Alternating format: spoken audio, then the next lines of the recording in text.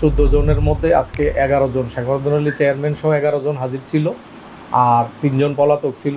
প্রত্যেক আসামিকেই যাবজ্জীবন কারাদণ্ড এবং 10,000 টাকা জরিমানা প্রদান করছে। 2020 তারিখ সন্ধ্যা 7:30 ঘটিকার সময় ঘটনাটা।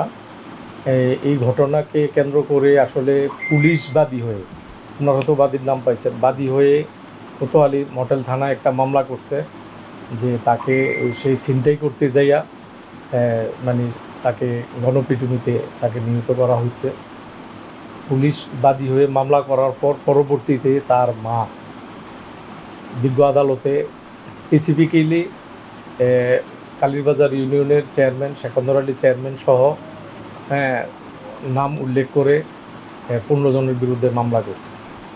মামলা করার পর যেহেতু একটা মামলাকে কেন্দ্র করে, ঘটনাকে কেন্দ্র করে পূর্বে একটা মামলা আছে, বিজ্ঞ আদালত তার মায়ের দায়ের করা মামলাটা দুটোটা মামলাই একসাথে তদন্ত করে প্রতিবেদন দাখিলের জন্য বলছে।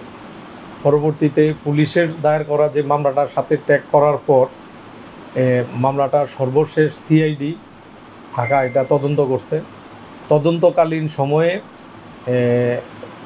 সিআইডির প্রাপ্ত তথ্যের ভিত্তিতে 4 জন আসামিকে গ্রেপ্তার করছে। গ্রেপ্তার করার পর 4 জন আসামি বিজ্ঞ আদালতে কার্যবিধি আইনের 166 ধারায় জবানবন্দি প্রদান করছে দোষস্বীকারমূলক।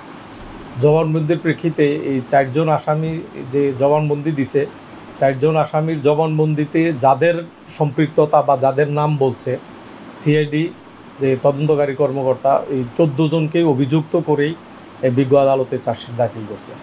চার্জশিট দাখিল করার পর মোট 65 জনের সাক্ষীর উল্লেখ করা হয়েছে। এর মধ্যে 31 জন সাক্ষীর সাক্ষ্য গ্রহণ এবং চিফ যারা কমপ্লিট হয়েছে। কমপ্লিট হওয়ার পর যদিও মোকদ্দমাটা আসলে আলোচিত একটা মোকদ্দমা, চেয়ারম্যান সাহেব পরবর্তীতে স্থানীয়ভাবে কম্প্রোমাইজও হয়েছে। কম্প্রোমাইজ হইল 302 ধারার মামলা কিন্তু আইনত আপরযোগ্য না, কারণ আইনে কোন ধারাটা আপরযোগ্য কোনটা আপরযোগ্য না এটা সুস্পষ্টভাবে বলা আছে। যেখানে আসামিদের স্বেচ্ছায় স্বীকারোক্তি আছে, বিজ্ঞ আদালত তাদের স্বীকারোক্তিটা বিশ্বাস করি। আজকে যদিও এটা বিজ্ঞ জালাউদ দারাজ সাহেবের আদালতে বিচারাধীন মামলা, বিজ্ঞ জালাউদ দারাজ সাহেব না থাকার কারণে চার্জে ছিল অতিরিক্ত জালাউদ দারাজ নাসরিন জাহান। আর দীর্ঘদিন পর আজকে বিকাল আনুমানিক 4:45 4:45 সময় এই রায় প্রদান করছে।